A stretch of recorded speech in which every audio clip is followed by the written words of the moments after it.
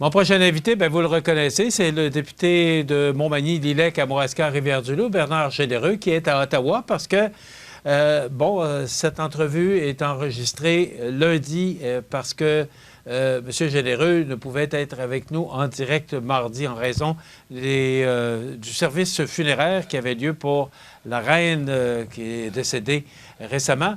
Bernard Généreux, bonjour. Bon matin. Bernard, d'abord, au moment où on réalise cette entrevue, vous vous rendez au service funéraire, au service religieux pour la reine qui est décédée récemment. Tout à fait. Le gouvernement du Canada a organisé un défilé militaire ici dans les rues d'Ottawa, sur la rue Wellington, qui passe juste en avant de mon bureau. Et à 13 heures, il y aura une célébration dans une église ici à Ottawa. Donc, j'y serai présent avec plusieurs de mes collègues et plusieurs députés de tous les partis d'ailleurs. Qu'est-ce que ça représente? Parce que vous êtes sur les lieux à Ottawa, là. Depuis 11 jours, là, on sait que lundi, c'était les funérailles de la reine à Londres. Qu'est-ce que ça représente, Bernard, pour le gouvernement fédéral, le départ de la reine? En fait, j'arrive de Toronto. J'étais à Toronto en fin de semaine. Évidemment, au Québec, on ne célèbre pas la monarchie autant que c'est célébré dans le reste du Canada. Et je peux vous dire, à Toronto et à Ottawa aussi, ça apparaît parce que, évidemment, comme partout ailleurs au Canada, les drapeaux sont en berne, mais aussi les gens font une réflexion par rapport à ça. Il faut savoir que faut réaliser, devrais-je dire, que nous, moi j'ai 60 ans, la reine a 70 ans de règne, nous n'avons vécu que sur un monarque, une monarque en fait. Donc, ça va faire un changement de direction, je pense. On a vu déjà quelques petites vidéos passer, si ce n'était que les chiens qu'affectionne le roi au lieu de la reine. En fait, il y aura des changements inévitablement dans sa gestion parce que chaque individu est différent. Mais faut savoir que le roi Charles III sera peut-être pas là longtemps non plus. Il a déjà 73 ans, donc il y a peut-être une garde renouvelée qui va s'opérer dans les prochaines années. Donc, je vous dirais que c'est un événement qui est marquant, il faut bien le dire, pour notre démocratie, pour notre système parlementaire également. Et il y a eu d'ailleurs 2 jours la semaine passée, la semaine dernière, 2 jours de témoignages qui se sont passés en Chambre des communes. Donc, notre chef Pierre Poilievre a pu faire un premier discours en tant que chef de l'opposition. Donc, c'est l'histoire, on marque l'histoire finalement. C'est ça qui est important de retenir. Oui, mais elle a été là 70 ans, tous. Nous tous, on est nés avec la reine Élisabeth. Tout Pour à nous, fait. c'est vrai, c'est un changement. Nous n'avons connu qu'elle, en fait, Oui, c'est ou à peu ça. près tout le monde. Donc, Effectivement. c'est quelque chose, elle nous a marqué, qu'on le veuille ou non, qu'on aime la monarchie ou non. Ça a été une femme qui a été qui a régné sur son royaume, mais qui a régné de façon très diligente, faut bien le dire. Évidemment, comme dans la vie de tout être humain, il arrive des hauts et des bas et toutes sortes d'histoires. Là, on n'a qu'à penser à Diana et compagnie. Donc, il y a tous ces éléments-là qui se passent dans la vie de monsieur et madame tout le monde également. Elle n'est pas différente en ce sens de l'ensemble de la population. Puis je pense que c'est tout à son honneur d'avoir régné pendant 70 ans de façon dont elle l'a fait. Elle a aimé beaucoup le Canada. Elle est venue 22 fois au Canada. Donc, elle se sentait chez elle ici. D'ailleurs, elle est venue à la Pocatière pour inaugurer ce qui était à l'époque l'ITA, ou en ce que l'Institut de technologie agroalimentaire. Elle est passée à la ville, elle a signé le livre d'or de la ville. M. Gosselin était maire. Mon père était conseiller municipal à cette époque. Donc, c'est des moments importants pour des municipalités comme les nôtres et je pense qu'on va s'en souvenir longtemps. Est-ce que vous pensez que le prince Charles va venir à la Pocatière? On ne sait jamais. Si on ne l'invite pas, il ne viendra pas. Ça, c'est sûr. Alors, je pense qu'il faut prendre, si on a l'intérêt à le voir la prochaine fois qu'il viendra au Canada, il faudrait lui envoyer une invitation pour venir célébrer ce qu'on pense qui est important de célébrer. En fait, encore une fois, si on lève pas la main, c'est sûr qu'il ne viendra pas nous voir. Bernard, je ne peux pas passer à côté de la marche qui a eu lieu le 11 septembre dernier à la Pocatière Oui. pour le projet de médecine vétérinaire qui, pour l'instant, s'en va à Rimouski. Est-ce que vous étiez de la partie? Malheureusement, vous savez, notre chef Pierre Poilievre a été élu le 10 septembre, donc j'étais à Ottawa. Le lendemain, nous avions des réunions et nous en avons eu jusqu'au lundi dans l'après-midi. Donc malheureusement, je ne pouvais pas être présent. J'étais là en pensée. D'ailleurs, je l'ai exprimé là sur les réseaux sociaux à différents endroits. Donc, je pense que c'était important de souligner. En fait, c'était important que le milieu prennent ce genre d'initiatives-là. Vous savez, quand j'étais maire de la Pocatière, pour les contrats du métro de Montréal, on s'était mobilisé à la Pocatière, on avait fait une marche pour s'assurer d'avoir ce contrat-là et Claude Béchard avait travaillé en ce sens de façon très importante auprès de son gouvernement à l'époque et pour faire en sorte que ce contrat-là soit donné de gré à gré, ce qui fut le cas. Et on était très fiers de ça et je peux vous dire, des marches, on en a fait une d'ailleurs il y a quelques années pour la santé, pour que mes soins restent ici. Donc le gouvernement propose potentiellement de redécentraliser ce qui a été centralisé par le passé par d'autres gouvernements. On n'est jamais mieux servi que par soi-même. Ça, je pense que c'est une chose qu'on a observée dans le passé. Puis pour ce qui est de la marche de l'ITA, ben j'avais été dans le coin, je serais allé, c'est sûr et certain. Sinon, par solidarité. Et écoutez, il faut savoir que mon père était agronome. Mon père a enseigné à l'ITA, a été chercheur à la Pocatière pendant toute sa carrière, pendant presque 40 ans. Donc, inévitablement, je suis bien au fait de l'importance de la vie ou de la présence de l'ITA à la Pocatière, l'ITAC maintenant. Et je considère qu'effectivement, on devrait avoir un mot au chapitre, en tout cas à tout le moins d'avoir l'opportunité de déposer ou d'avoir un regard ou même d'avoir de faire une offre de service potentiel au gouvernement du Québec pour recevoir cette université, en tout ou en partie. En même temps que je vous dis ça, il y a d'autres domaines dans la Pocatière, dont la Pocatière excelle, donc ça c'est de l'optique, la photonique, de la technologie physique. Il y a d'autres universités au Québec. Qu'est-ce qui nous empêche de lever la main pour avoir un autre secteur universitaire dans un autre domaine? Absolument rien. Donc, je pense que c'est une volonté. Ça doit avoir une volonté politique locale pour le faire. Moi, je salue le travail qui a été fait par la municipalité, la Chambre de commerce et tout le monde qui ont organisé cette marche. Et je pense qu'il faut continuer dans ce sens-là et continuer à faire pression. Est-ce que, permettez-moi l'expression commune, est-ce que on peut encore sauver les meubles? Probablement que oui. En fait, il n'y a jamais trop tard dans la vie. Moi, je pense que, puis comme je viens de le dire, il y a d'autres secteurs dans lesquels la Pocatière excelle. Donc, si ce n'était que d'avoir en tout ou en partie ou en très petite partie une question de la médecine vétérinaire, qu'est-ce qui nous empêche comme ville de démontrer notre savoir-faire et de faire des représentations pour avoir d'autres secteurs qui soient reconnus pour qu'on ait un secteur universitaire à la Pocatière? Moi, j'ai toujours pensé, j'étais maire à la Pocatière et on en parlait déjà à l'époque. Euh, Moi, je fermerai jamais la porte à ça. Et je pense qu'il doit y avoir une volonté. Je pense qu'on a un signal qui vient de se donner là, dans la mesure où, dans toute menace, parce que c'est une menace qu'on n'ait pas cette opportunité-là, il y a des opportunités, justement, et je pense qu'on doit saisir cette opportunité pour se positionner pour le futur et de faire en sorte qu'on puisse avoir une antenne universitaire de quelque université que ce soit au Québec pour donner des cours universitaires à la Pocatière, puisqu'on est du pré-primaire là jusqu'au pré-universitaire déjà. Donc, on serait capable très facilement à la Pocatière de donner une version universitaire. D'ailleurs, on l'a fait il y a 60 ans, puisque la faculté de l'agriculture agroalimentaire était là pendant 25 ans. Donc, on est absolument capable de faire ça, il n'y a aucun problème. Et la vitalité économique, éducationnelle de la Pocatière, elle est très présente, encore une fois, aujourd'hui et pour demain aussi, je suis convaincu. Je suis convaincu aussi que le gouvernement du Québec aura des nouvelles à annoncer éventuellement pour l'ITAC, le fait qu'ils aient fusionné les deux. Donc, ils n'ont pas l'intention de fermer l'ITAC, bien au contraire. Et vient avec ça des opportunités de croissance et des opportunités de développement. Je suis convaincu de ça. Dans un autre ordre d'idée, encore une fois, vous n'avez pas misé sur le bon cheval. M. Poilievre, qui a été élu chef avec une forte densité, là, Un fort pourcentage. un grand avantage, là, pourcentage, merci, cherchez Oui. le bon mot, Oui. 68 M. Charest n'a pas eu ça facile. Maintenant, vous voyez ça comment avec M. Poilievre?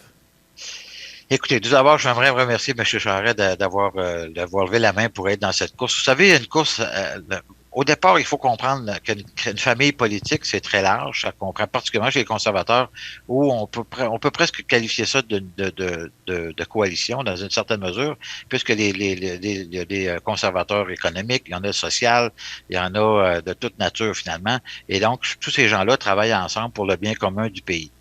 Ceci dit, moi, j'avais choisi Jean Charest parce que je connais Jean depuis 25 ans et j'avais confiance en cette personne-là. Non pas que j'avais pas confiance en Pierre, je le connais depuis 2009, Pierre Poilievre, et c'est un très bon député. Il fait son travail. Il a sa façon d'être, qui est des fois un peu abrasive, mais en même temps, vous avez ce que ça veut donner auprès des membres. Il est allé chercher 300 000 nouveaux membres, ce qui est pas rien, majoritairement des jeunes qui s'impliquent maintenant ou qui s'intéressent à la politique, ce qui est tout à fait nouveau. D'ailleurs, mon impression et notre impression dans le camp Charest, c'était que le, il y avait il attirait des gens qui étaient frustrés de la pandémie, qui étaient non vaccinés, etc. C'est beaucoup plus large que ça. Il a réussi à attirer une frange de la population qui est, je dirais, qui veut regarder la politique autrement. Et ce n'est pas unique au Canada, ça se fait partout dans le monde. Là. La droite est de plus en plus populaire à bien des endroits à travers le monde. Donc, je pense qu'il y a là, on va avoir vécu, ou on vit actuellement une période là, ça fait déjà 7 ans que M. Trudeau est au pouvoir. S'il se rend jusqu'à la fin de son terme, ça fera 10 ans. On vit dans des cycles d'à peu près de dizaines d'années, là, à chaque fois au Canada. Donc, les risques, les possibilités que M. Poilievre devienne premier ministre du Canada sont très élevées.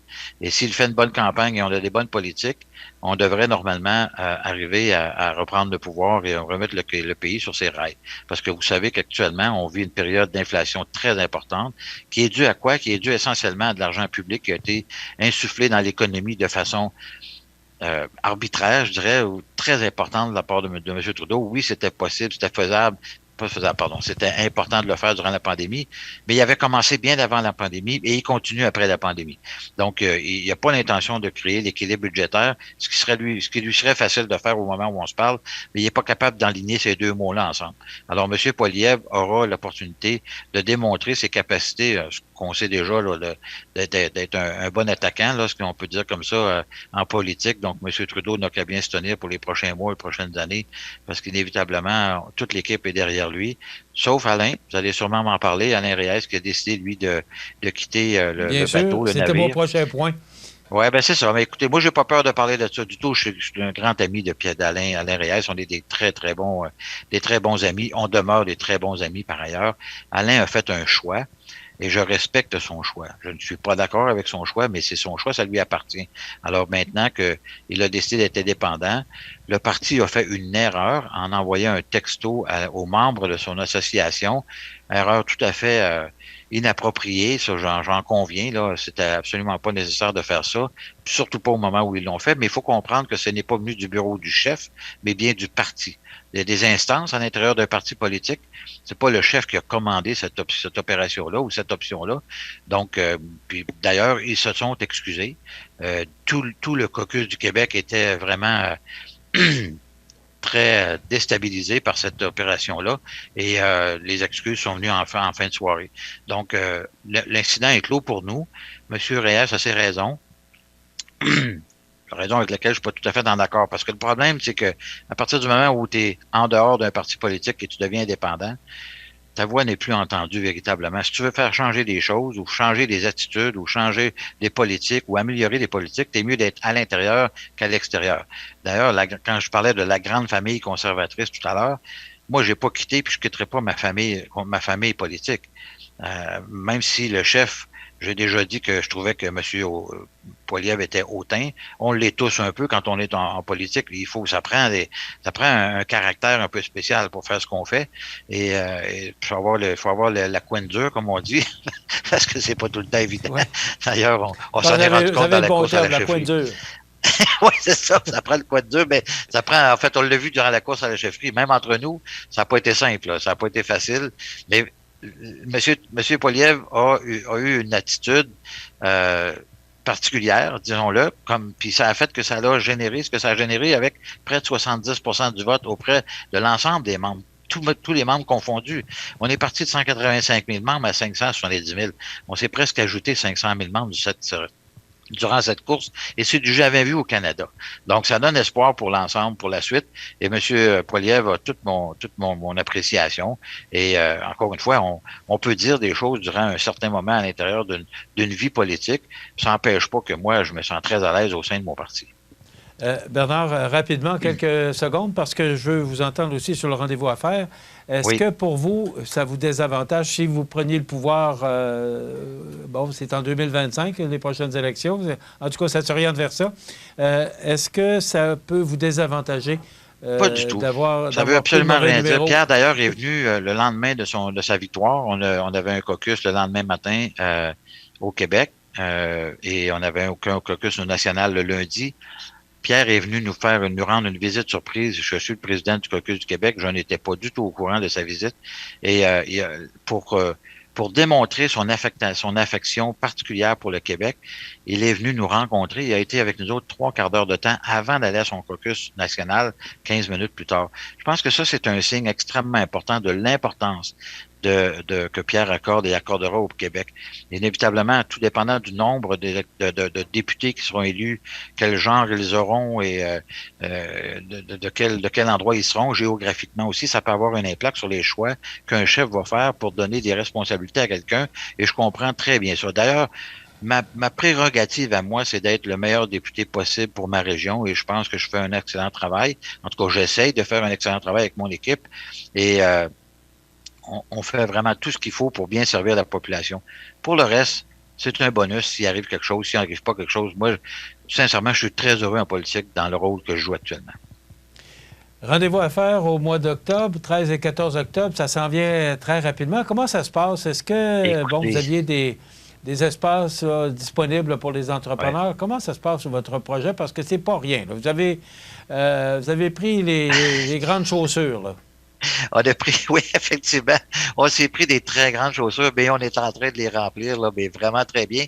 On va dévoiler cette semaine, là, dans quelques jours, la programmation. Écoute, nous avons les plus grands au niveau de l'économie au Québec qui vont être présents. C'est pas compliqué, là. Alors, tout entrepreneur qui veut véritablement se faire voir par tous les partenaires financiers potentiels, des spécialistes. Il va y avoir des formations qui vont être gratuites. Il y a plusieurs formations qui vont être gratuites. Alors, on invite évidemment tous les gens d'affaires à venir à ces formations-là. Il faudra s'inscrire par ailleurs parce que les places sont limitées, mais on a vraiment une programmation absolument incroyable. On a un souper le jeudi soir qui va être un grand souper avec un cocktail avant. Écoutez, on a mis le paquet. Vous avez raison de dire que c'est des grands souliers, mais je pense qu'on va les avoir chaussés de façon exemplaire. De par la programmation, il y a déjà près de 60 kiosques qui sont réservés sur 70, 72. Donc, on est presque sur la fin de la location des kiosques. Ceux et celles qui veulent encore réserver des kiosques, faites vite parce que actuellement, ils partent très rapidement. Donc, on est extrêmement fiers de cet événement-là. Je vais vous dire, ça, c'est la liberté d'être un député de son comté puis qui s'occupe de ses affaires. Ça, sincèrement, là, moi, je suis extrêmement fier de ça. L'économie, c'est par là que tout passe. Dans ma tête, à moi, en tout cas, là, c'est comme ça qu'on est capable, quand on fait des sous, quand on est un entrepreneur, qu'on est capable de redonner. D'ailleurs, on a des exemples là, frappants là, encore en fin de semaine. Il y avait des têtes rasées à la Pocatière, ils ont ramassé 65 000 Écoutez, il y en a partout des activités de reconnaissance. Quand l'économie va bien, les gens sont capables de redonner. Alors moi, c'est comme ça que je vois. Puis il faut apprendre à se connaître régionalement. Ça, c'est extrêmement important. C'est d'ailleurs le motus operandi de cette opération-là. Et c'est pour faire en sorte que les gens apprennent à se connaître. Donc, on va inviter les gens à venir au repas. Il va y avoir des très grandes discussions qui vont se tenir là. Ça va être extrêmement intéressant. On a vraiment travaillé très fort pour avoir les meilleurs des meilleurs pour l'ensemble de toutes les opérations qu'on va faire durant cet événement-là. J'en suis extrêmement fier. Alors, c'est les 13 et 14 octobre prochains. C'est jeudi, vendredi. Absolument. Et on invite les gens, quand la programmation va sortir, évidemment, il y aura beaucoup de publicité dans les 3 prochaines semaines, 4 prochaines semaines.